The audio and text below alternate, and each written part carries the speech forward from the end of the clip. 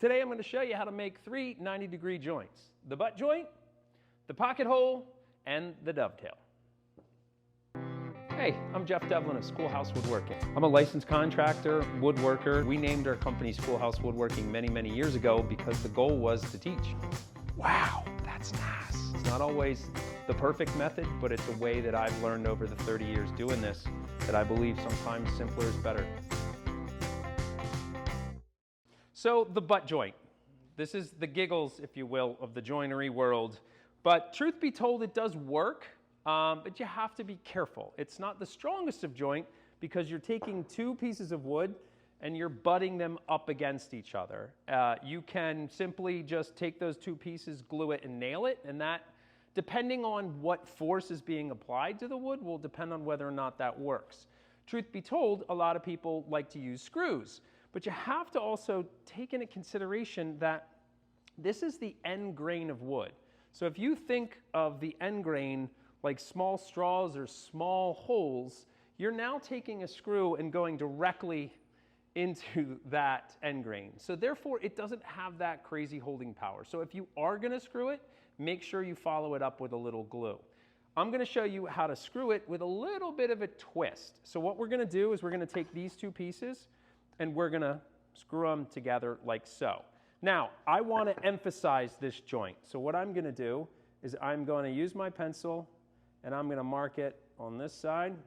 Now notice the way I'm measuring is I'm just using my ring finger and I'm drawing a line there and I'm spinning it over and I'm using my ring finger as a reference and I'm drawing it there. So now what I'm going to do is I'm just reference for you to see, I'm going to draw on this side. That's the thickness of what I'm going into. So what I'm going to do now is pre-drill.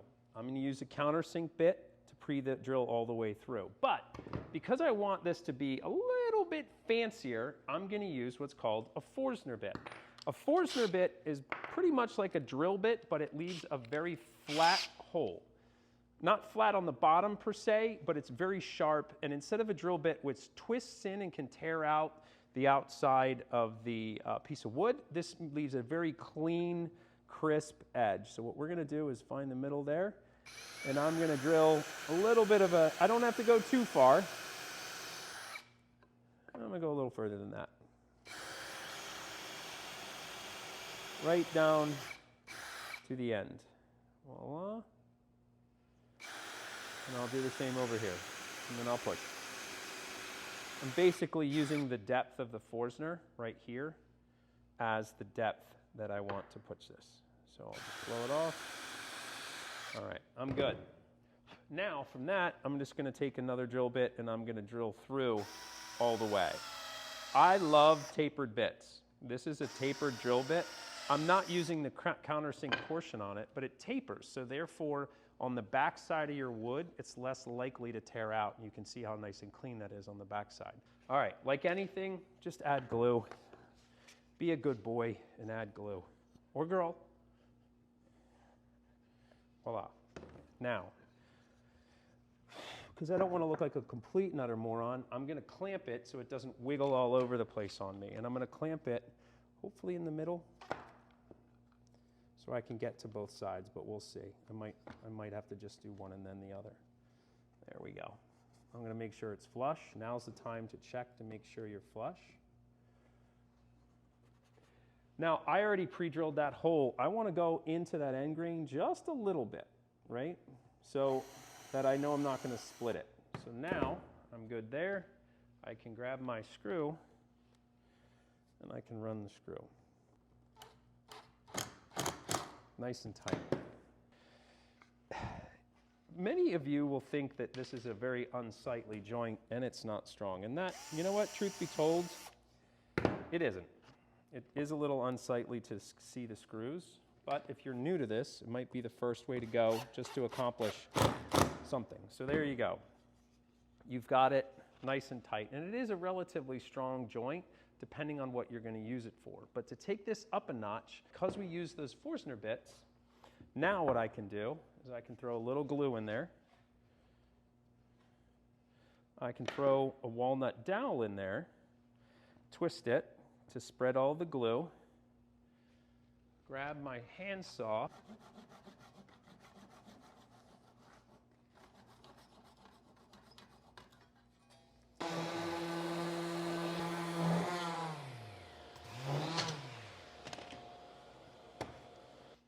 And there you go, a nice strong joint. It's a little bit nicer visually because we've plugged it with those walnut dowels, so therefore there's a little contrast in that.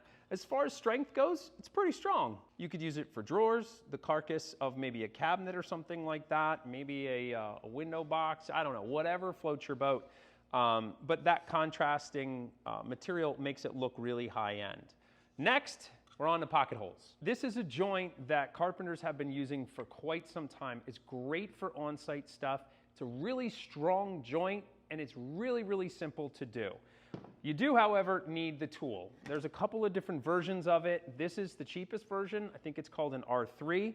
And then this is the bigger version, and then there's an even bigger version. So sometimes I would say just start small and get used to it so you don't have a huge investment. But for something like this, it's quite simple. You put it on the edge of the piece of wood that you want to combine to, and you use your clamp. You grab your drill. Now, this is proprietary. It's a drill bit that's proprietary for this system. And the reason why it's proprietary, it has a stop, which makes you not go too far. And it also has this stepped bit at the end. And what that does is that creates a nice little pocket for their screws to go through. So all you have to do is hold it, push the trigger of your drill. Again, when you're doing carpentry, things like this make your life a lot easier because you don't have to think. So therefore, I don't care who you are, that is a really simple thing to do. You're just using the drill. If you can hold the drill, you can make a pocket hole. Now, we're just doing test pieces, but normally what I would say is put it on the table and clamp it so that way you get a better result. Now, on the drill, it shows the different adjustments for thicknesses of your wood. Again, check out Craig's website to get all of the details as far as exactly how to set this up.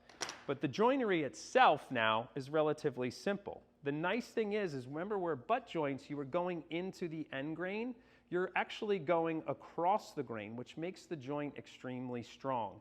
And at the angle at which the screw goes, which I'll run one in real quick. So you can see the angle at which the screw goes. Notice it does not go past the bottom of this surface. So when this piece is in there, you can see that it's going to create a cross-grain connection, and which will be really, really strong. I always use glue. There's no reason why you can't.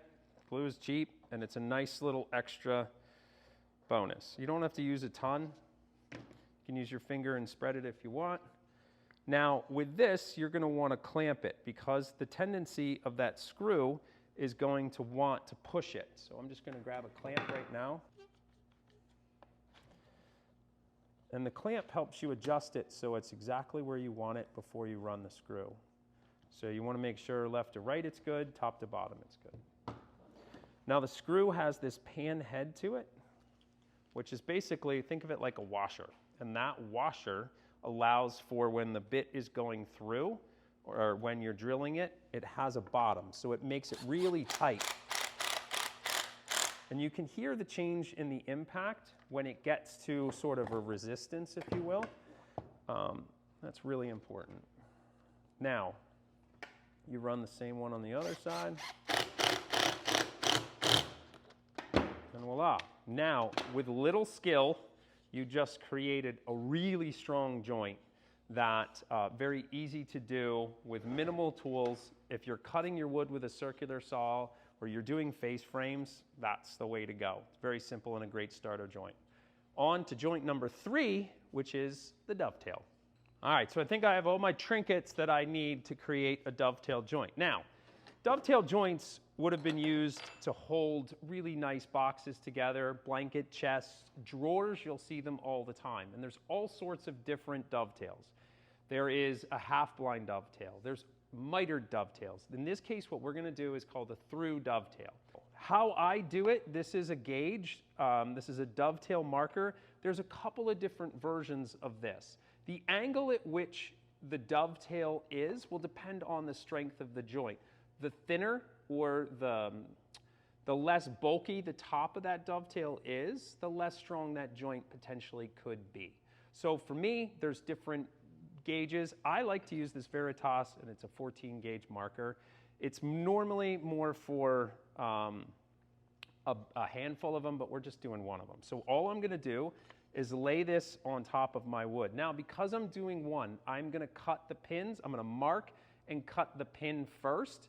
I don't care if it's to the left or to the right. In historic technique, they basically did it all by hand. So yes, they tried their best to space them out, but you can see the imperfection in that dovetail joint, which in my opinion, what makes it beautiful. So right now, I'm gonna take my pencil and I'm gonna mark the left and I'm gonna mark the right. If I get sloppy on this, it doesn't matter, because the truth is that I'll just size my pin to my tail. Sounds dirty, doesn't it? So now I have another gauge, and this is just basically a scribe that I'll set to the thickness of the wood.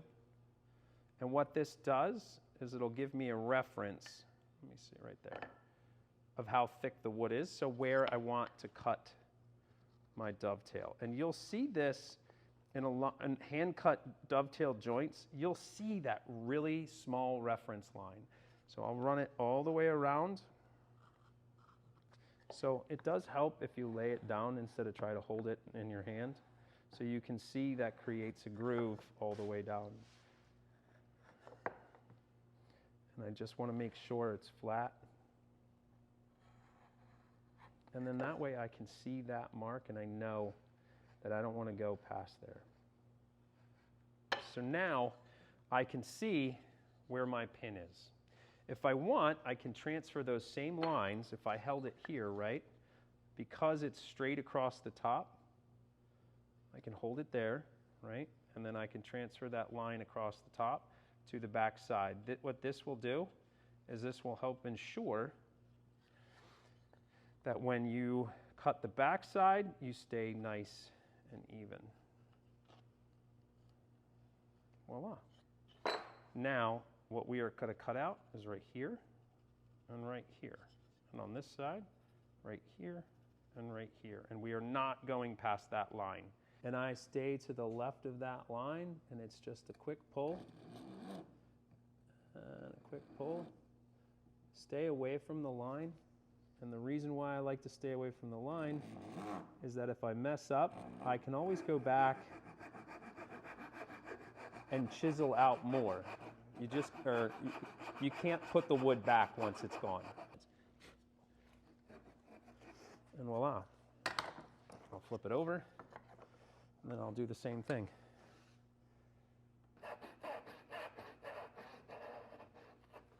And I watch that and reference that other side. I don't want to go too low.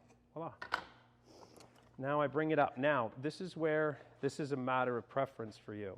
You can keep it straight in the vise, but truth be told, you're going to have to cut at an angle. So what I like to do is angle it slightly, so that way when I cut this, I'm looking at it like it's going to be straight down.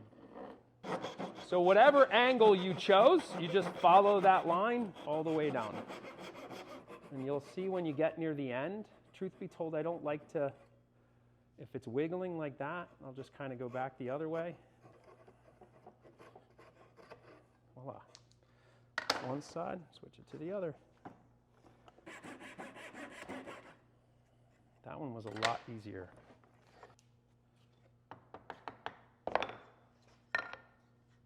So what I'm doing now is just I placed, the tail is done, so I placed the pin board in the vise. And all I'm doing is just hammering it so it's flush with my surface of the vise.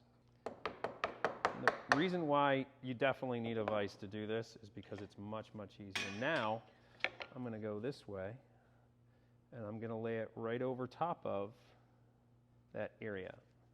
I can take my pencil now and mark it like so. We're going to take our gauge again. I'm going to put it down on the table, and we're going to know that we're all going to the same depth. Voila. So now, again, I can take those lines and carry them down. I can use this same marking gauge that I had before. Instead of that angle, I'm just going to carry it down with a pencil. So now I'm just going to mark all this as going away.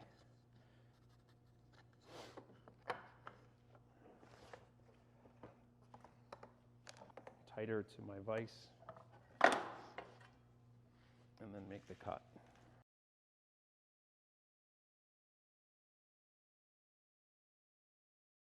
Now it's time to get the meat out of the pin itself, and quite honestly, you could use hand tools, use a coping saw, get in there and cut that all out. But at this point, what I think I'm going to do is just take it over to the table saw, do a little cheating. Voila. So now you can see it's a nice flat bottom. It was done with the table saw, but you know what? Sometimes it's okay to cheat if it saves you a lot of time. Now all I have to do is clear that little part of that pin, the leftover, and we should be able to fit it. There it goes. Voila. Same over here.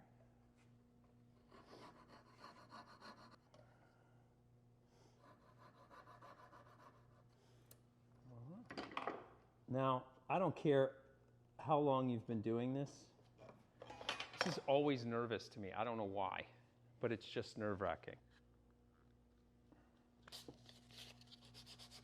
A little hand sanding across the face of that. Joint number 3 done. 1 dovetail. Now, if you're doing a drawer or a carcass, you're going to need to do a lot more of these. So test. I bit my face. So, I got so excited I bit my face. Anyway, test it, try it, practice it, do it numerous times. You do one, you'll see where you screw up, and then you'll learn from those mistakes. Dovetail number 3, pocket hole number 2, butt joint number 1. Which one works for you?